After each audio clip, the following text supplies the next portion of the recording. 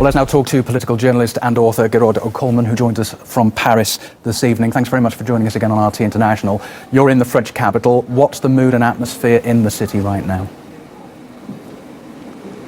We're being told that there's a state of war and a state of emergency. We've had this before. We had this in January, and for several weeks we had non-stop sirens and non-stop chatter on the radio about the threat from radical Islam and terrorist groups and so on. And so we're having a kind of a replay of that, but it has been, I think, accentuated, and we're going to have an intensification of the media campaign, which is essentially a propaganda campaign to make people in France fear Muslims. We need to be clear about the origin of the war on terror. The war on terror is, I quote, orchestrated from abroad. These are the words François Hollande used to describe this terrorist attack. Well, the attacks that have been continuing to destroy Syria, to massacre its population, have also been orchestrated from abroad. They were orchestrated by NATO, and they've been carrying these attacks out against the civilian population of Syria for 4 years now. And this is a terrorist campaign that is also orchestrated from abroad.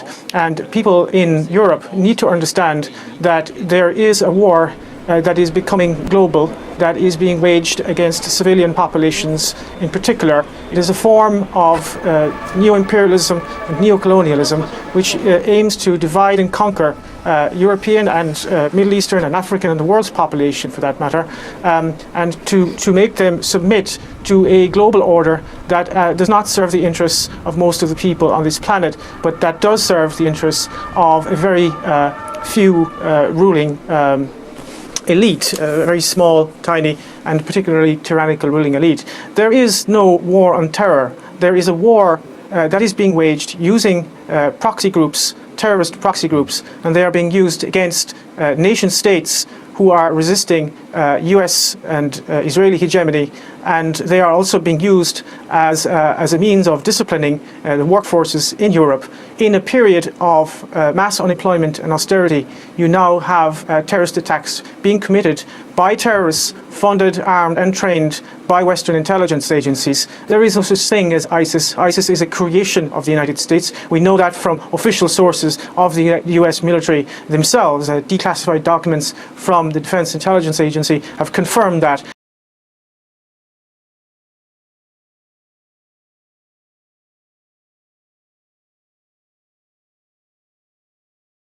Many people would argue that the US actually saw the rise of ISIL coming and turned a blind eye, or even encouraged it as a counterpoint to Assad. And a secret analysis by the agency you ran, the Defense Intelligence Agency, in August 2012 said, and I quote, "There is the possibility of establishing a declared or undeclared Salafist," it's not secret anymore, it was released under FOI. The quote is, "There is the possibility of establishing a declared or undeclared Salafist principality in eastern Syria, and this is exactly what the supporting powers to the opposition want in order to isolate the Syrian regime." The US saw the ISIL caliphate coming and did nothing. Yeah, I think that where we missed the point, I mean, where we totally blew it, I think, was in the very beginning. I mean, we're talking 4 years now into this effort in Syria. Most people won't even remember. It's only been a couple of years. The Free Syrian Army, that movement. I mean, where are they today? Al-Nusra, where are they today? And how much have they changed? When you don't get in and help somebody, they're going to find other means to achieve their goals. And I think right now what we have allowed is... Hold on, you were helping them in 2012. We've allowed this extremist, these extremist militants to come in. But why did you allow them to do that, General? You were in post. You were the head of the Defense Intelligence Agency. Well, those are policy. I took the liberty of printing out that document. Yeah. This is a memo I quoted from. Did you see this document in 2012?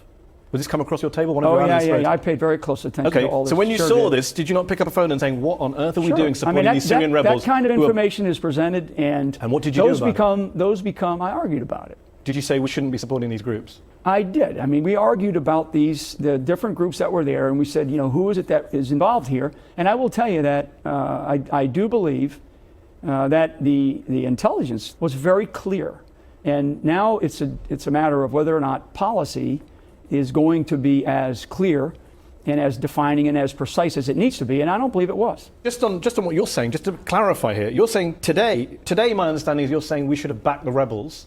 You're saying in government you agreed with this analyst. We should have done more earlier on in this effort than we did. But in 2012, Mehdi. 3 years ago, let's just be clear, just Right. for the sake of our viewers. In 2012, your agency was saying, quote, the Salafists, the Muslim Brotherhood, and Al-Qaeda in Iraq are the major forces driving the insurgency in Syria. Mm-hmm. In 2012, the US was helping coordinate arms transfers to those same groups. Why did you not stop that if you're worried about the rise of quote-unquote Islamic extremism? I mean, I hate to say it's not my job, but my job was to ensure that the accuracy of our intelligence that was being presented was as good as it could be. And I will tell you, it goes before 2012. I mean, when we were in Iraq, and we still had decisions to be made before there was a decision to pull out of Iraq in 2011.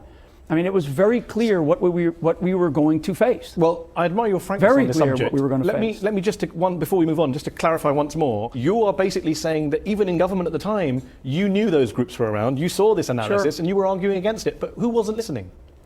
I think the administration. The administration turned a blind eye to your analysis. I don't know if they turned a blind eye. I think it was a decision. I think it was a willful decision. A willful decision to go support an insurgency that had Salafists, Al-Qaeda, and a Muslim willful Brotherhood. decision to do what they're doing, which you have to really ask the president, what is it that he actually is doing with the policy that is in place, because it is very, very confusing. I'm sitting here today, Mehdi, and I can't tell you exactly what that is, and I've been at this for a long time. Okay, well, let's go back to Iraq. I just want to ask you one last question about Iraq. Many would argue that the Iraq invasion was a recruiting sergeant for extremists and terrorists. You seem to have conceded partly that earlier on in this interview. You said I think it was a strategic mistake. I think history will not be kind. But let me just get very specific on Iraq. US prisons in Iraq are believed to have helped radicalize thousands of young Iraqis who passed through them. Absolutely. Not just through torture, but through providing a recruiting ground, meeting place, a training facility for the very same militants that the US is now bombing. I think 17 of the top 25 there's no doubt that the prison system that was the Iraqi prison system that became places, training ground, the training ground for what we're facing today. So it today. wasn't just 2003 that US poured fuel on the fire, it was much later on as well. Well, I don't think it was so much, it's not the US so much. Let me quote your former colleague, Major General Douglas Stone, who ran the US detention system in Iraq. He said, he called the US prison system a jihadi university that was breeding more terrorists. Yeah, I believe that, and he ran them. I believe that. So it's not just the Iraqis, as you just said, it's the Americans. I went down there, well, I mean, what we did was we allowed things to happen in those prisons, in those detention facilities, in Camp Copper and Camp Bucca, to where guys like al-Baghdadi spawned, and others as well. You now have terrorist attacks being committed by terrorists funded, armed and trained by Western intelligence agencies. There is no such thing as ISIS. ISIS is a creation of the United States. We know that from official sources of the US military themselves. Declassified documents from the Defense Intelligence Agency have confirmed that. And the French government is now attempting to drum up support for more military intervention in Syria. And what they want to do is they want to get in on the game. The game is almost lost. The Russians have routed much of the Islamic State. You now have Islamic State militants coming into Europe disguised as refugees. That will destabilize Central Europe, and the French government wants to get in on the game in Syria and prop up those so-called moderate rebels. There are no moderate rebels, of course, in Syria. There are Al-Qaeda and ISIS militants, terrorists who have been beheading people, eviscerating people, absolutely creating chaos and genocide right across the region, and this does not serve the Syrian people or anyone other than the Western corporate elites and their geopolitical interests. What do you expect France to do now in the light not only of Friday's terrorism, but 10 months on from Charlie Hebdo? It's not going to ease up on what it's doing, is it? No. Much depends on how the French public will react. If they will, we are being bombarded now with a media propaganda campaign. There's this non-stop talk where we're told not to go out in the street. We're supposed to be fearful and keep quiet and so on. I think there is going to be a campaign against dissidents in France. They're very worried about the new media that has emerged in recent years, and they are very worried about the alternative alternative media. So I think there you will see, we saw this actually after the attacks in January, you will see a conflation of terrorism and dissidents. So one of the tools which the mass media uses to discredit any kind of rational questioning of the established order, and particularly the war on terrorism, is to deride those who would question the war on terrorism as conspiracy theorists. And I think you're going to see a crackdown on so-called conspiracy theorists and websites that actually publish rational and honest analysis of what is happening. So you're going to see more of that type of intellectual terrorism, which is already at boiling point in France. I mean, it's got to the point now where you have professors in universities who are being intimidated. You have school teachers who are basically being fired for even suggesting that there may be a link between French imperialism and terrorism. There was one case recently, for example, of a school teacher who almost lost his job when he suggested there might be a link between French foreign policy and terrorism. So we are going through a period of deep intellectual terrorism. And of course, these random terrorist acts, which are a form of low-intensity civil war. I think that the current crisis, the refugee crisis, which is really a form of coercive engineered migration, because they could have easily have been prevented, this form of coercive engineered migration is going to make this a lot worse, and it is going to create the conditions of civil war. It is a natural consequence, of course, of globalization, of financial capitalism. This is essentially what it leads to. I mean, it leads to a breakdown of society. And the only way in which they can kind of keep everybody down is by a policy of divide and conquer. So you're going to see a situation where you've got a very much a Wahhabized working class in France. They're being Wahhabized by the allies of the French political elite, the Saudis and the Qataris. They're building Wahhabite mosques all over the place. And that is going to Wahhabize the youth, and they're going to be then used as pawns, if you like, in much bigger geopolitical wars, proxy wars against Russia, proxy wars against Iran in the Middle East, and so on.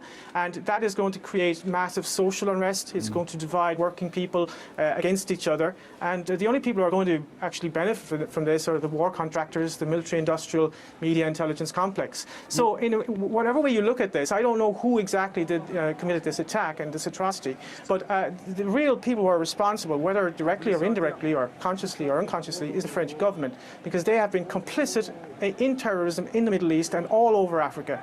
And that needs to be understood. And if we don't understand that, this is going to continue and it's going to deteriorate. We will find ourselves in a situation under military law, martial law, if this continues. So it really needs to be analysed and understood. Can I pick you up on the issue of migrants and refugees? Because one of the terrorists appears to have been a French citizen, another a recent migrant to the country. What do you think this will do to France's policies towards the migrant crisis? Well, I think there is sufficient evidence to suggest strongly, in fact, that the current crisis, I mean, the migration crisis is something that is ongoing. And there are different waves. You've got different waves coming up from Libya, you've got the ones coming up from Syria and up through the Balkans. But the current kind of refugee crisis, as it were, is what I would refer to as coercive engineered migration. This is a term used by Kelly Greenhill, a US academic, who wrote an interesting book on this, whereby she shows that migration can be used as a tool by one state to destabilize another state. In this case, it's definitely being used by the United States and Turkey to destabilize the Balkans, Mitteleuropa, which would be Hungary, and of course Germany. And the geostrategic reasons of this are basically go back to classical geopolitics, which is Halford Mackinder's theory of the world, of dividing the world island. That is to say, you divide the Eurasian Peninsula from the Baltic Sea to the Black Sea. You create an intermarium there so that you prevent German and Russian unity. And that is why Germany essentially is being kind of overrun with people who are themselves victims of globalization, but they are now being instrumentalized and used as weapons of globalization. And this is one of the key contemporary strategies of US imperialism. You use the consequences of globalization as further tools to further globalization. And I think there is no policy in Europe to to control immigration or anything like that. I think that the key question here is not actually controlling immigration. The key question is stopping this geopolitical destabilization of Europe. And some countries are attempting to do that. Hungary is attempting to do that. Bulgaria is attempting to a certain extent to do that. In other words, trying to find out who's an actual refugee and who isn't. They're prioritizing women and children, for example, in Hungary. That's a rational approach. But of course, Viktor Orban of Hungary is being demonized by the European Union for his insistence on implementing the laws of the European Union and of the Hungarian nation state. Here, you're in a situation where the French government is totally subordinate to US dictates. This is a country that has been completely taken over by US imperialism, just as Germany. And France doesn't really have a foreign policy. It does whatever Washington tells it to do. Okay, it's always good to get your thoughts on this. Gerard O'Connor, thanks very much for joining us from Paris this Saturday evening.